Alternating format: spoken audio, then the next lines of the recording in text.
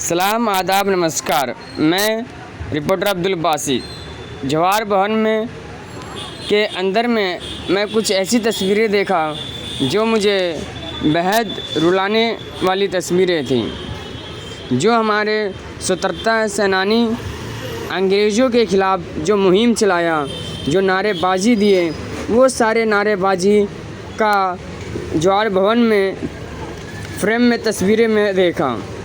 या पंडित जवाहरलाल नेहरू हो, या सुभाष चंद्र बोस हो, या अंग्रेज़ों के समय में जितने भी स्वतंत्रता सेनानी अपनी कोई उम्र नहीं देखा, अपना कोई घर नहीं देखा, अपना कोई परिवार नहीं देखा, सिर्फ देखा तो हिंदुस्तान देखा। हिंदुस्तान के लिए जिया और हिंदुस्तान के लिए मरे।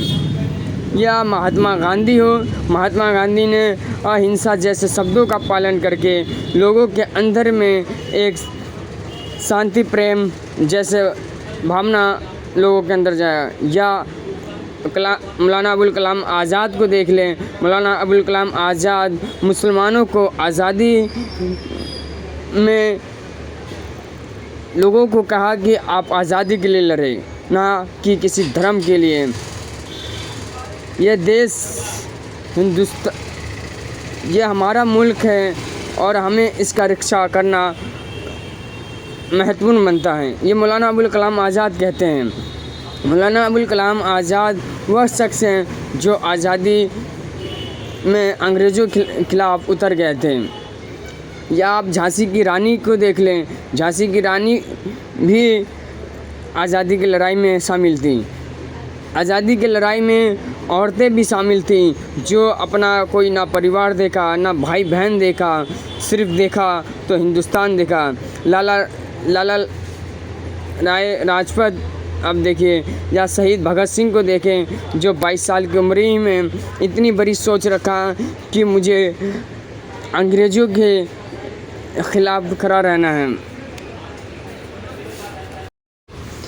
ये सब सेना हमारे देश को आज़ादी कराने के लिए उतर गए थे। आज जो हम अपने भारत में देख रहे हैं, हिंदू मुसलमान में नफ़रतें फैलाई जा रही हैं। ये नफ़रत, ये फिर से ये देश गुलाम बनने जा रहा है।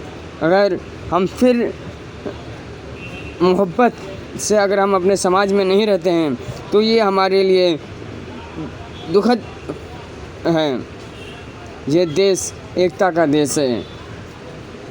एक ऐसा ही देश है जो भारत का नाम देश में बल्कि विदेश में भी कहलाता है। भारत का नाम इसलिए कहलाता है हिंदुस्तान में और हिंदुस्तान के बाहर जब हमारे नेता जाते हैं और गर्व से कहते हैं कि हम हिंदुस्तान से आए हुए हैं। ये तिरंगा जो आप देखते हैं, वह तिरंगा भाईचारा का प्रतीक है, शांति का प्रतीक है, बलिदान का प्रतीक है। ये देश एक धर्म का नहीं, ये देश एक जाति का नहीं, ये देश है तो ये 130 करोड़ हिंदुस्तान का लोगों का है। और ये इसलिए है क्योंकि हमारे अंदर भाईचारा है, तो तभी है हमारा। हम फिर से अपने मुल्क को भाईचारे के साथ देखना, क्योंकि आज़ादी हमें बिल्कुल आसानी से नहीं मिला। ये आज़ादी हमें लड़ाई से मिला। ये ऐसी लड़ाई थी जो मोहब्बत की लड़ाई थी। ये कई खून भारत में गिरने के बाद ये हमें आज़ादी मिली। ये आज़ादी अहिंसा से मिली। अगर हिंसा करते तो आज भी हम फिर अपना हिंदुस्तान गुलामी कहलाते हैं। कई नेता अपना, कई परिवार ऐसे थे जो अपने कम उम्र में ही देश के लिए आज़ादी में उतर गए। भगत सिंह जब 13 साल के थे तो जब ये खेत में लकड़ी बो रहे थे तो इनके पिताजी ने पूछा कि बेटा तुम क्या बो रहे हो? तो भगत सिंह ने कहा कि मैं बंदूकें बो रहा हूँ, क्योंकि एक बंदूक से भारत तो आज़ाद नहीं हो सकता। ऐसे ऐसे सोच हमारे महाक्रांति ने रखा, तो हम क्यों नहीं रख सकते हैं। Thank you.